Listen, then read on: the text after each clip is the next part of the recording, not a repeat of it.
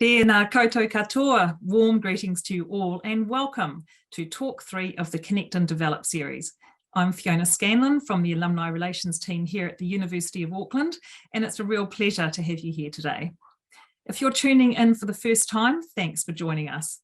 And for those of you that joined us for the first two talks earlier this year, it's great to have you back.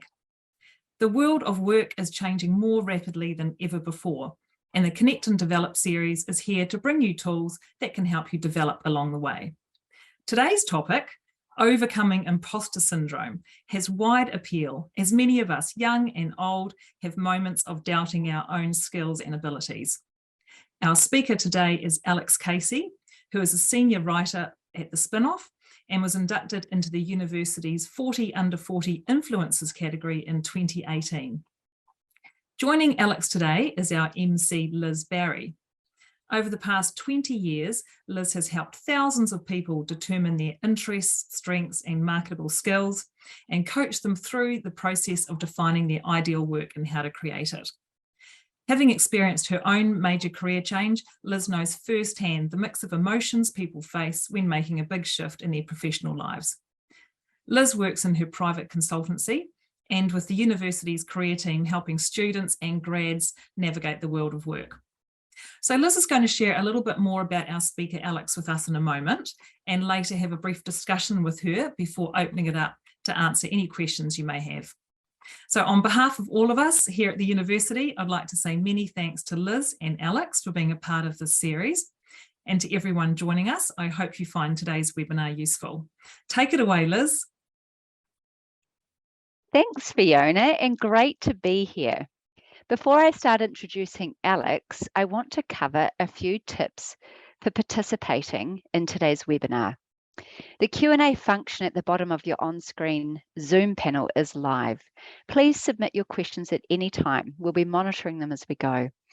I also encourage you to upvote the questions you find the most interesting, and these questions will move to the top of the Q&A screen.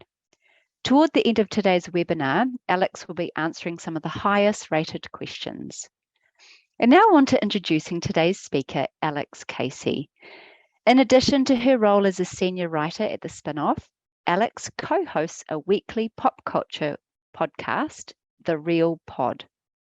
Her work has included everything, including long-form investigations to weekly rankings of the Bachelor New Zealand, as well as hosting a network television show and ghostwriting a YouTuber's book.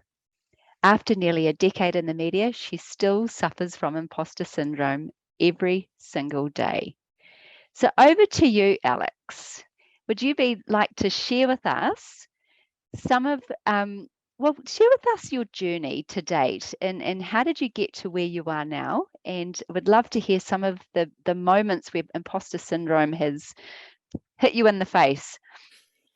Of course. Kia ora, Liz. Thank you for that introduction. Very embarrassing. I feel like I'm cringing and the imposter syndrome is rising within me. You'll know that in preparation for the session, I've said multiple times I don't feel equipped or like I'm the adequate person to be here, which is probably I'm the perfect imposter. Yeah, I was about to say you're the perfect person then to be here. Yeah, so I feel it every day, including right now. I couldn't even get my background to work, so I turned into a Smurf. So I was like, great, there's another reason why I shouldn't be here. But we will push on. So yeah, thank you so much for that introduction. I thought I would kind of tell you a little bit about how I got to where I am and some things that I've learned.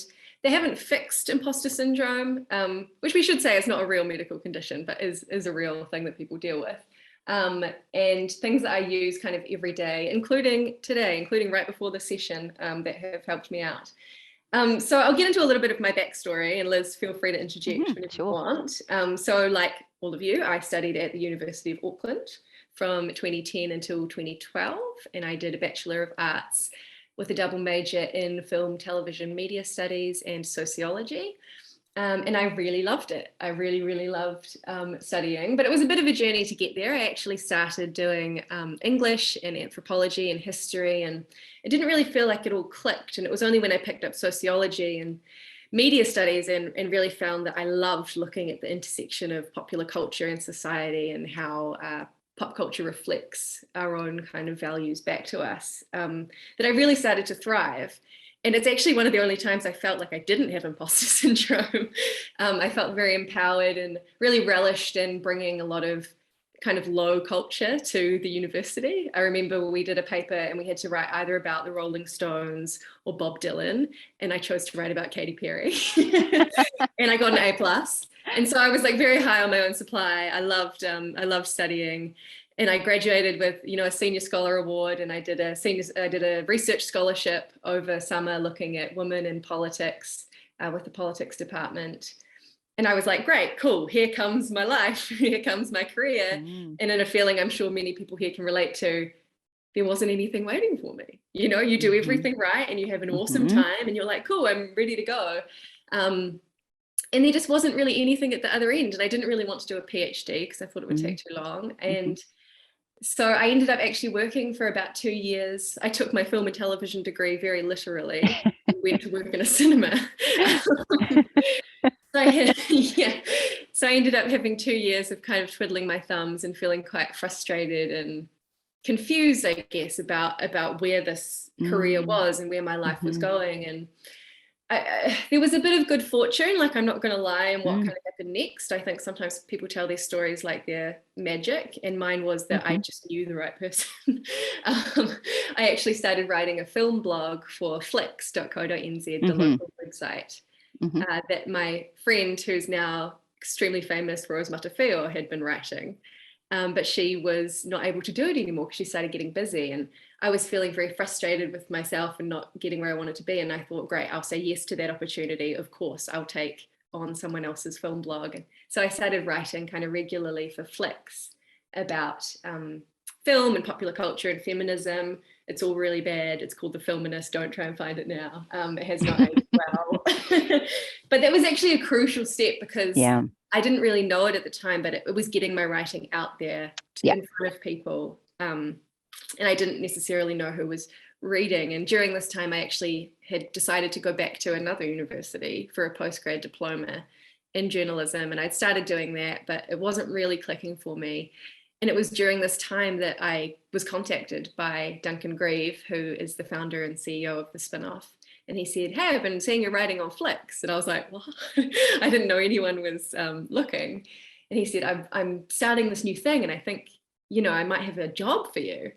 And it's like, I'm just being very open about this because it does sound a little bit like a Cinderella story. Like it's kind of ridiculous. And I didn't know him from a bar of soap. Like he asked to follow me on Twitter so he could DM me. And, you're not supposed to take DMs from strange men on the internet. But in this instance, it paid off. Yeah. And so, that was 2014. And I was the first employee of the Spinoff.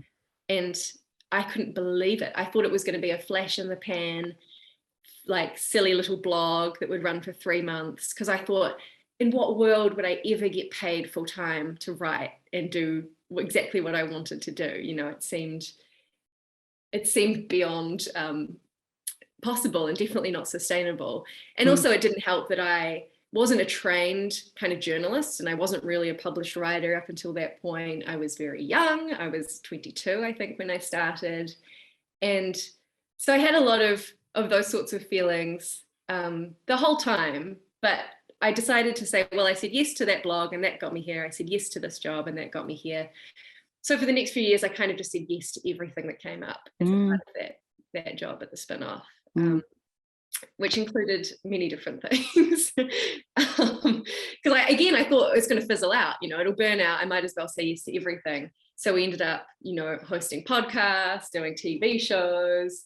I started experimenting with different kinds of writing. And I just kept saying yes. So as you said, Liz, I said yes to writing a YouTuber's book. I said yes to hosting a TV show.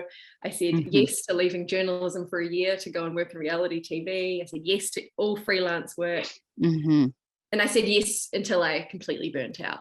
Right. And had an utter nervous breakdown. And this was only last year. Yeah. Which kind of brings us to here. Yes. I took some time off work. I reassessed what I actually wanted, what I was capable of, and what I could handle. And now I'm back at the Spinoff just as a senior writer. And I really love my job, but I still struggle every day with a lot of those feelings. I can't remember, Liz, if I told you this, but just the other week, you go to the Voyager Media Awards and I was lucky enough to be nominated, but I was in a category with 5 or 4 other, guys in their 60s. And I was the only woman, and I was definitely the only person, really, in the category. And it's even like when you say I'm in the 40 under 40s, it kind of makes me feel like I'm like I'm like the fun one, or like the joke one that they put in as like a little party favor. So I constantly like wrestle with those feelings all the time of imposter syndrome. Yeah. So do you mind saying a bit more about that, Alex? Yes. Like being in that Voyage Media Awards, being in that category, is it because of who you are? You're not an older white male. Is it because of that you think, oh, I don't know if I belong here? What do you think that's about, that particular imposter syndrome? Yeah. Well, I think everyone who's probably here can relate to, if you look around, you're in a room, you're in an industry event, you're in a meeting, you're in a, something, and there's not a lot of people there that are your demographic. It's natural to feel out of place and strange and like you don't belong, which is why I kind of think imposter syndrome itself is just really obvious. Like, I don't even think it should be its own thing. It makes sense that if you're breaking into an industry where there aren't a lot of people like you, that you would feel weird about that. Yeah, that's right. That's right. So it's maybe sometimes it's just, I just don't belong. It may not be imposter syndrome at all. So amazing. So, okay. So do you mind me asking a couple of questions here? And I know you've got more to say, but I'd like to hear a bit more about, when you said yes to everything until you burnt out, because there would have been parts of that yes that was perfectly aligned to who you were and using your gifts in the world, and some that weren't. And I wonder if any of those ones that you really felt really burned you out were because of that you were doing things that really weren't aligned with those gifts or the strengths that you bring. Yeah, I think it sounds kind of airy-fairy to talk about, but I think intuition is huge and gut instincts are really important. Oh, yeah.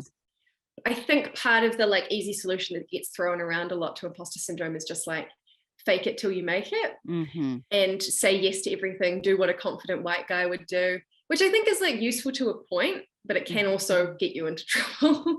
Because if you act that way and you're going against your natural instincts or what you actually want, you can take on too much, or you can find yourself, halfway up a ladder you didn't want to be on, just because you were going against, you thought you were just going against the imposter in you when you're actually going against yourself. And again, it's the kind of thing where sometimes I don't think you can figure it out until you make those mistakes. But I would definitely say, like, listen to your gut when opportunities are presented to you. You will know if it's something that will get you closer to where you want to be instinctively, and don't take those instincts for granted.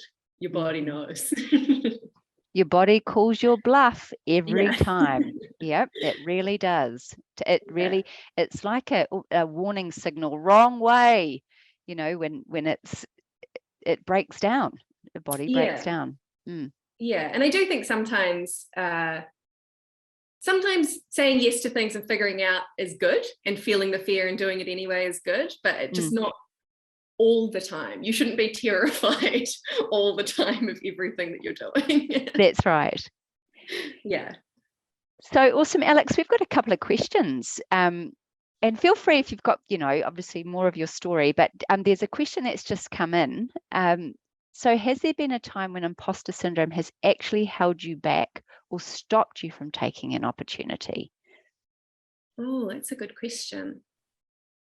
I would say actually up until this point, I was very much of that say yes to everything and figure it out, and don't be scared, do what a confident guy would do. So I would actually say kind of no, but I think that got me into trouble as well. I wouldn't suggest that as a strategy for anyone.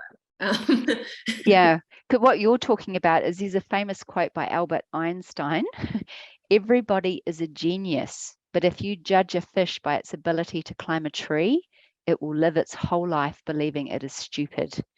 And that's where, that's what self-knowledge, know thyself, the temple at Delphi is about, is when we know what our strengths and our gifts are, trying to do things that we really aren't gifted in, or that we aren't strong by, we probably do feel a bit stupid. And I reckon imposter syndrome would really creep up there. You Yeah. had clues all the way through your career, Alex, about what your true strengths and gifts are. You know, when we talked, you said you had lots of moments to go, oh, that's right. You know, strengthen your resolve that you love writing. Yeah, and that was actually a really useful thing when I had my Mm. 2 bad years out of university, where I was, I struggled with kind of mental health issues, and I was in quite a depressive period, I would say. And my mum sat me down and just made me write a list and said, what do you want to do? And just focus on that, and just like disregard everything else, which, I'm also aware is like is a privileged place to be able to make those decisions. But just having something that you return to. I actually wrote some tips. Do you want my tips now? Yes, absolutely. So I've written a content warning here that these are all extremely corny and embarrassing. And I can't believe that this is being recorded. And I know this is going to come back and haunt me one day. Because you can take all these things and do them in your private life, but I'm the one saying it. So it's making it very clear that I do this about myself. Yeah. My first tip is to keep a wholesome file of feedback about yourself. And this kind of came from working in the media, dealing with people online, dealing with some nasty people, especially when you're a young woman, you get a lot of condescension. People are patronizing, people think you're stupid, people are sexist and horrible to you. And I can recall absolutely every negative comment or email I've ever received, almost verbatim. I couldn't tell you any of the positives. So I've kind of had to go outside of myself and keep those things for me in a folder when I get nice feedback, when I get a nice email, and it's nice to return to those things. So that's really cheesy and embarrassing, but that is something that you can do. And then another kind of extension of that, which I have in real life, is to have a circle of close friends that you can lean on when you are feeling that imposter syndrome, when you're saying, I just need a hype crew right now. Like, remind me why I'm here. And I think it's also useful to have that group that's outside of your work or your study place, people who know you kind of intrinsically and know you as a person. I do that with my adult friends. And that's right. Brené Brown, she always says, shame shrivels when you share it out loud. So, practice courage and reach out. Am I really, am I feel like a fraud? Please help me. And we obviously do it for our friends as well when we're all feeling like a fraud. So I think that's a really, really powerful thing to do, is have a bit of a fraud squad. You're feeling like the fraud, have those people you reach out to. My next tip is remember the 5 Ps, which I actually stole from, if there are any Bachelor Australia fans in the house, the honey badger who was on that season. The 5 Ps are preparation prevents piss poor performance. Yeah. Because I had suffered from imposter syndrome, and I was so nervous about doing all these different things, like doing events, even things like this, that I would just not think about them. And I would just ignore it and go, I just won't deal with that, and I'll do it and it'll probably go terribly. And of course it does go terribly because you didn't prepare. And then that just helps you. It's almost like self-sabotage. Like, you're like, see, I told you couldn't do it. That's right. And it seems so simple, but it's literally only in the last year that I was like, oh, if you just prepare for things, life is way easier. Yeah. So it might seem so simple, and it's weird that like the Bachelor Australia was where I got that wisdom from, but wisdom comes from everywhere. Yep, it sure does. The other kind of mantra, which I think that I've made up, but if I've stolen it, I'm sorry, was actually when I took some time out from journalism to work in television, and it was a brand new industry. I had gone from being, like relatively established and had a good job in journalism to being at the bottom of the food chain in a whole new industry, and I had no idea what I was doing. And it was very fast-paced and overwhelming. And I would just tell myself every morning, I would just say, you're never going to know less than you do right now. Every moment that you spend in this new situation, every question you ask, you're just going to learn more. And there's no way that you can get stupider than you are right now. That's actually a really good mantra. Yeah. Yeah. So I would just say, like, if you walk into the meeting, I've got no idea what's going on, but maybe I will soon. Yeah. And then the final piece of advice, which is the most embarrassing, is about having a hype song, which I think we already talked about. Yeah. Gwen Stefani. Yes, mine is Gwen Stefani. Gwen Stefani's 2004 single, What You Waiting For? A song to remind you to take a risk, to hype you up when you're having those kind of moments of doubt. And why I like the Gwen Stefani song is that it's a great song, but also I looked into the backstory of it, and she actually wrote it. This was her first album that she wrote when she went solo from No Doubt, and she was completely paralyzed and was like, no one's going to take me seriously on my own. Wow. How am I ever going to work without my bandmates? And she was actually stuck in the studio, unable to write anything. And her songwriting partner, who was actually Katy Perry, interestingly enough, said, why don't you just write it all down? And so she wrote down all her feelings about feeling stuck and feeling like no one's going to take her seriously and that she's going to fail. And she made it the launch single of that album. And there's a lot of good mantras in it. Like the one that I like is life is short, you're capable, which I tell myself a lot. And then when I'm feeling a little less generous towards myself, take a chance, you stupid hoe. But that's just for me. That's just for me. I'm not telling anyone else to use that language against themselves. Hey man, if it works, that's awesome. And I just kind of wanted to, those were my 5 pieces of advice. But I just wanted to kind of end on what you said, Liz, which is that I think it's important to just remember that imposter syndrome is just a natural thing that comes from not being part of the dominant group of an industry or a world that's been in charge for, many years. And that you might feel like your differences are a weakness, but if you actually look at what you can bring and what you've got that's unique and interesting and your life experience, that they're actually strengths, and people have hired you for you, or people want you for you. They don't want you to be somebody else. So that's why I've talked about Katy Perry so much.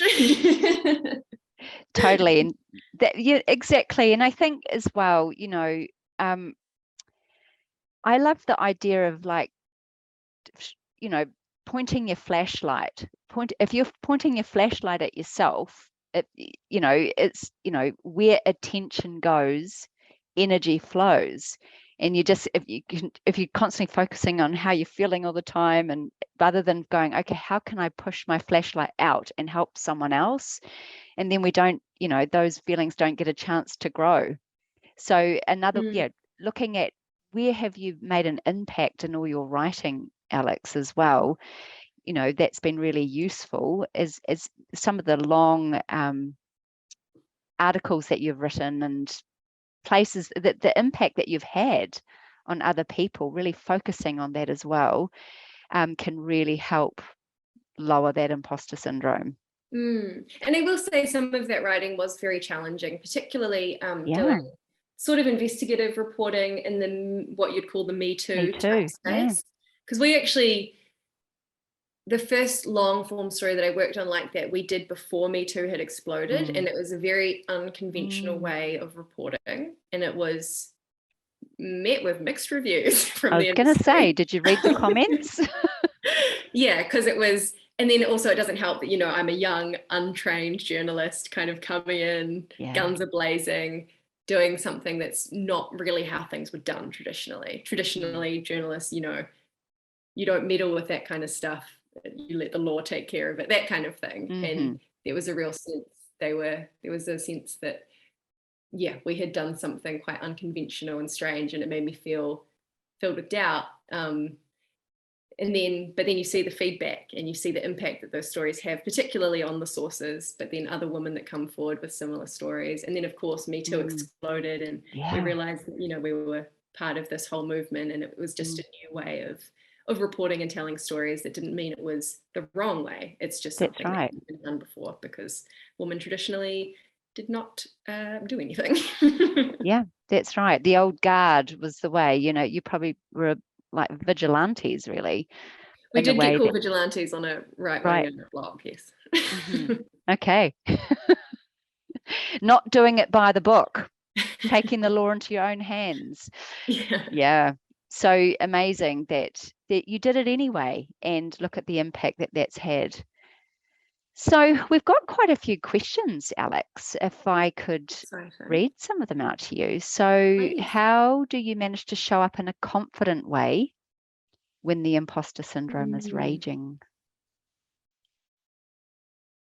That's a good question. I feel also I struggle, like I actually feel quite shy a lot in new situations, and it's something I've struggled with a lot, but I feel very comfortable writing. I've always felt like that's really where I am.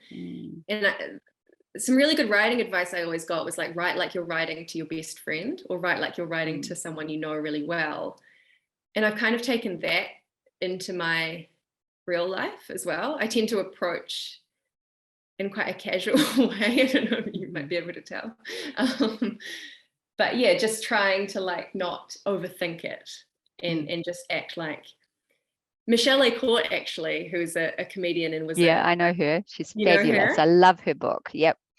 Yeah, so she was a co-host of a podcast that I did in a web series called On the Rag, and we did an episode about imposter syndrome, and she told me the advice that her mother gave her whenever she headed out the door to a thing, and she just said, they're very lucky to have you. You know, and if you kind of frame it like that, like it's not I'm so lucky to be here, it's they're lucky to have me. Yeah. And it feels so arrogant and gross and embarrassing, but sometimes you really just have to be that hype person for yourself, because no one else is going to. No one else is. It's got to be you. We're the ones we've been waiting for. Yeah. And also just breathing is really important. Yeah. And that's something you've only just really discovered quite recently, isn't it? Yeah. The power of this breathing. is probably particularly in relation to kind of public speaking or meetings or things where, you know, you might be put on display in a different way, but just taking a few deep breaths before you do something is just to ground yourself. Yeah. Amazing. So another question, do you think social media makes imposter syndrome worse? Any tips on comparing ourselves to others to a minimum? Good question. 100%. This is why I don't have any social media. Yeah. I found it really, I mean, a part of it was the pandemic. You know, I was developing quite a phone addiction and was looking at all the horror news and not sleeping, and it was taking a real toll on my mental health. But I also found myself constantly comparing myself to other writers or other people on Instagram. And when you work online as well, you kind of get this weird thing where your life gets all conflated. Like you're sharing your work, but then you're also sharing like drinks with friends and being out at dinner with your mum, and there's kind of no time. Gia Tolentino writes about it in her book that you have no backstage time, like you're always on show and you never get to just be you. And I realized that it was making me almost like paralyzed. I couldn't write, I couldn't do anything because I was so I was so busy just looking at everyone else's lives. Yep. Just like, I'm so busy, I've got all these Instagram stories to look at. And I realized that was soaking up a lot of my own, not just my creative time, but just my life. You know, I wasn't actually doing anything. I was just sitting, lying in bed, looking at other people's days. And that was really weird. And then, I started to just feel like, I don't know if I'm going to be able to keep writing if I'm constantly have access to all this noise and all these people who are also putting themselves out there. I realized delete your account is dramatic advice. So perhaps unfollow the people that you find trigger all of that feelings for you. Mute them or whatever it is, and just take a really hard look at what you want your social media to be. Is it a work tool? Is it a life tool? Because I think sometimes when you blend it all together, it can get quite messy. But I still stand by delete your account. And it is a big, bold move. It's a really big, bold move because we rely on it for so many things. It's not just about keeping up with work and things. It's you know, people, you get invites and a communication tool for being in groups if you're part of some course you've started or something. It's a really tricky one. I'm acutely aware that I am not thinking long term in my deleting my account. As someone but for sure, cleaning it up. Having a bit of a clean up. Yeah, definitely have a clean up. Limit your screen time, all of that kind of stuff. Put your phone in black and white to make it look ugly so you won't look at it. That's always good. I definitely think social media drives it in a huge way. Massive. Huge way. And also everyone's faking it on social media as well, right? So you don't actually know if what you're comparing yourself to is so real. True. As much as we rationally know that, there's some part of us that doesn't. So another question, are there things that trigger imposter syndrome for you? Well, social media is one, but yep. Yeah, social media is one. Anytime I have to go to any industry event of any scale, I feel quite lucky at the Spinoff that I think we're quite a young, diverse workplace from a range of different backgrounds. You know, we actually have a lot of writers who don't have a background in journalism, who have all come from different places. But when I definitely go to industry stuff and I see what a room full of journalists looks like, I feel like a kid on work experience. So definitely that kind of brings it into sharp focus for me. But that's not actually quite a big part of the job, you know. I was going to say, how often do you go to them? It's really not.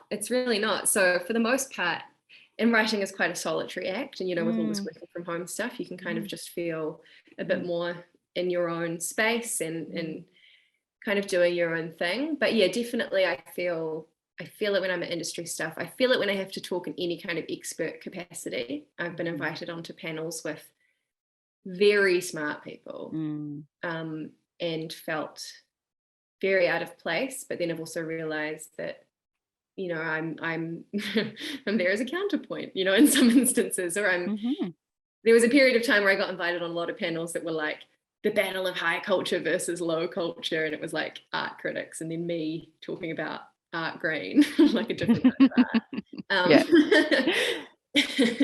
And so I always came away from those going, I felt quite weird about that. And also actually another thing that's interesting is that people who've never met me before, who I've only talked to in emails, always think that I'm a man because my name is unisex. Alex, and I've encountered that a lot when I go to interview people and stuff, that something changes and I never know what changes, but as soon as they meet me, they're like, oh, Alex, you're a girl, Alex. And I think even like just not being the assumed norm is kind of interesting and makes me think, okay, so what do they think now? Like, yeah. So it says here, how do you handle being terrified at work? For me, it makes me rush through things and trying to appear more competent. And that can mess up my work, especially when there isn't actually a tight deadline. Being terrified at work. Terrified at work. That's such a scary phrase. I don't know. I've gotten real into breaking things down into tiny tasks and writing extraordinarily long to-do lists every morning. I can show you even like I've got Tuesday and I've got and I write down every single thing, and that makes it really easy for me to manage tasks and make me feel like I can point to something at the end of the day and go, I've done all of that. Whereas sometimes I think if you work a bit more chaotically and you're rushing through things, you can kind of feel like everything's a blur, but also that you maybe didn't do your best rushing through it like that. So that's right. I think breaking things down into really small tasks and slowing down and taking each one as they come rather than like zooming out. And that's the only way we ever get anything done is by tiny little steps. I call them turtle steps. Also, I would ask that person that asked the question, it was an anonymous attendee, if you are within 3 years of graduating from the University of Auckland, you are able to come to the university to the Career Development and Employability Services. We offer this service for up to 3 years after you graduate, because I would question, I think maybe get some career coaching. I would first of all question what's making you feel so terrified. Is it the culture of the company? And I would start asking yourself, do I really want to be here? Or are you doing the right thing, like for you? Like, are you using your strengths and gifts, or are you trying to force yourself to do something that really may be suited to someone else? So come back and get some coaching from CDES. We call ourselves CDES, Career Development and Employability Services. And there's another question here, Alex. I've actually got quite a few. My interaction with colleagues at the university, I get the impression that imposter syndrome is common amongst academics. Do other attendees agree? Well, two people have put the thumbs up. They've liked it. What do you reckon? Academics? You think academics get imposter syndrome? I think everyone gets imposter syndrome. Yeah, everyone does. I mean, that was something that we learned when we made that episode Yes. for On the Rag. We knocked on the doors of some very high profile New Zealanders, including then Governor General Dame Patsy Reddy, Yes. Chelsea Winstanley, the director, Wow. producer, Susie Wiles, and they all just spilled their guts about how they're filled with doubt, you know, that Dame Patsy Reddy has like anxiety dreams before big events, you know, and is constantly worried about not being, and she's the Governor General, you know. Yes, that's right. She's worried people are going to ask her to leave, isn't she? Yeah. Yeah.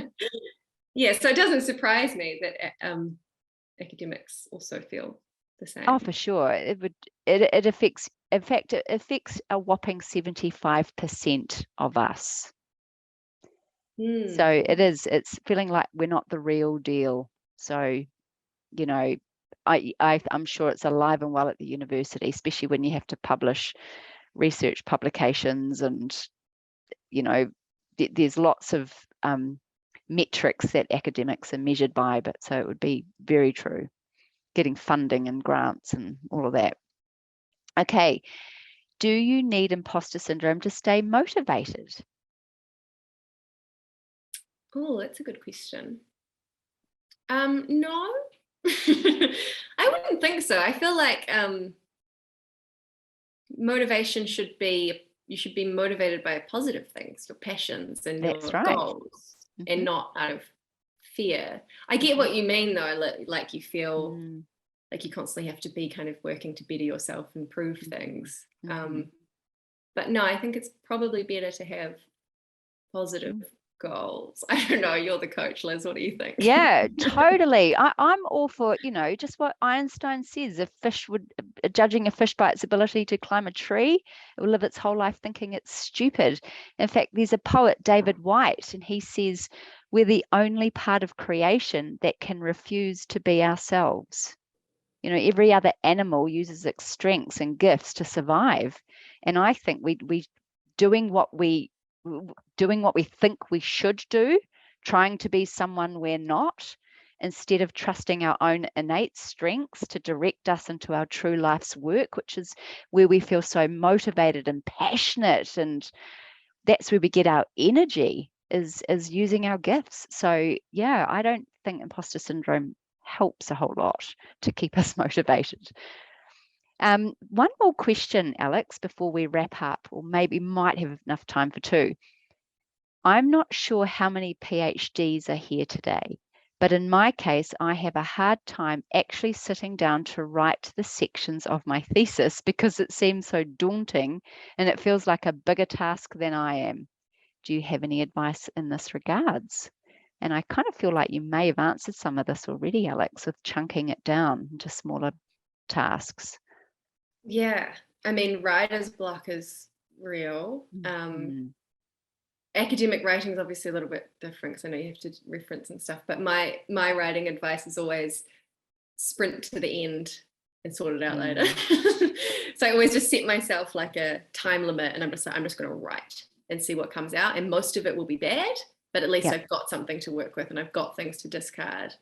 But yeah, again, that point of breaking it down into tiny bits that you can manage, you know, just a section or a paragraph, and really in granular detail what each part will be. It's actually just good from like a planning and structural perspective as well, because it means that you kind of know what's coming and you can map it out in your head. But definitely I've gotten real into like putting down the bones of a piece so I know exactly what it's going to be, and then I break down each of those little parts into smaller parts. And so it just doesn't feel so enormous. Don't even think about, you know, the conclusion or anything like that. Yeah, that's right. And maybe even just the end goal, you know, having the end goal in mind sometimes can really help, you know, or for you, maybe it could be the audience. How can I help this audience really understand this issue, or whatever it is you're writing about, to keep you going? One more question. Has having imposter syndrome made you more aware of how to give colleagues constructive feedback, especially with new and younger ones? And if so, how do you give feedback? It's a good question. Mm. I think, I mean, as a writer for a long time, I really hated feedback and I saw every note as a personal attack for a very long time. But now I really love feedback. And I think I actually learned that from going to work in television, because they just work to such brutal timelines. They don't have time to muck about and mollycoddle. They're just like, change this, get rid of this. And it kind of thickened my skin a bit. But I'm always aware of how it felt for those first few years when I was so nervous to be presenting any kind of work, and you feel like you're pouring your soul out, and then someone I never really got very brutal edits, thankfully, but it definitely kind of makes me think about that. And also just a reminder to always like tell people when they've done a good job. That's right. It's really important. We forget that, don't we? Yeah, and it doesn't even have to be a massive project, just all those little, in the same way that like, you keep a little folder of nice things for yourself, you've also got to give other people those little things to file away. So yeah, I always try and like say nice things to people. And when, even if I've seen like a show and there was one really funny bit, I try and, remember that and focus on what's working. That's right. And your tone and the way you say it all makes a big difference. Yeah, I mean, it is hard as particularly as women. I think I found it really hard to give feedback in any kind of assertive way. You go, I think maybe this could be something to try. Maybe, I don't know. I'm just being silly. Like you add all these caveats. And I think it's a useful thing if you're someone who does that, to look at your emails and look at your feedback and take out any time you say sorry, or I was just wondering, or any of those little things. Right. Kind of soften your language and just ask the question or say the thing. You don't have to apologize for like existing. That's right. And tell me, I'm wondering, why is it that you really like feedback now?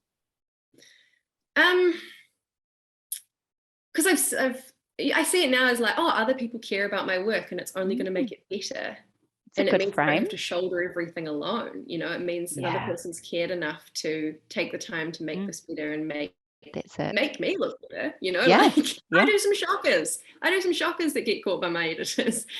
So I'm really grateful for it. And I assume that could kind of translate to other industries as well, where instead of seeing it as a personal attack, as I did for so long, see it as other people caring about your work and wanting you to be better. That's right. And because you want to do a good job, you care about quality because it's your reputation. So sometimes feedback just makes you better. Yeah. So it's a good and also frame. Other people want you to do a good job, That's right. Well, thanks, Alex, and thank you to everyone for your questions, attention and participation. It's been mine and Alex's pleasure to discuss overcoming imposter syndrome with you today. The Connect and Develop series brings you professional development talks covering topics designed to help you understand and adapt to the changing world of work. Today was talk 3 of the series, with one more to go. The final talk, Modern Entrepreneurship, will be on Tuesday, 4th of October, featuring 40 under 40, Michael Garvey. You won't want to miss it. If you like today's topic and want to join us for the next talk or invite fellow students or alumni, please visit auckland.ac.nz/connect and develop or forward the link. Thanks again for joining us today. We hope to see you soon in October. Ka kite anō.